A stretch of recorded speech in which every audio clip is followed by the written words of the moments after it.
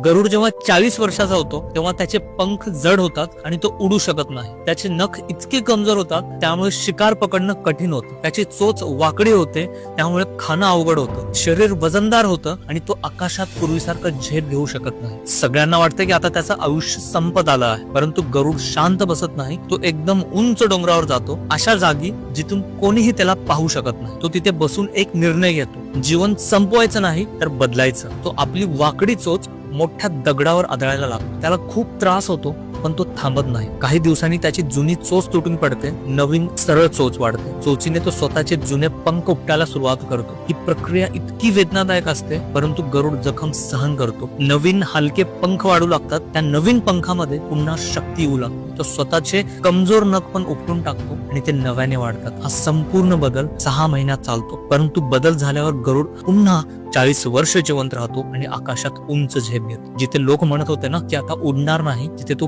पुन्हा उडू लागतो. या कथेचा अर्थ खूप खोल आहे मित्रांनो. कधी कधी स्वतःला नव्याने घडवण्यासाठी जुनी सवय, जुनी कमजोरी, जुनी भीती तोडावी लागते. प्रगतीला वेदना लागत असतात, पण वेदना सहन करणारेच पुनर्जन्म घेतात. लोक म्हणतात परिस्थिती बदलत नाही, खरं तर बदलायला तयार नसलेला माणूसच अडकतो. एक गोष्ट नेहमी लक्षात ठेव, जर तुला गरुडासारखं उंच उडायचं असेल ना, तर कधी कधी खाली येऊन स्वतःला बदलावं लागतं. जुने विचार सोडावे लागतात, तेव्हाच नवीन शक्ती येते. जर तुला ही रील इन्स्पायर केली असेल तर मला फॉलो कर, कमेंट मध्ये तुझं मत सांग आणि तुझ्या 4 मित्रांना सुद्धा ही रील नक्की शेअर कर.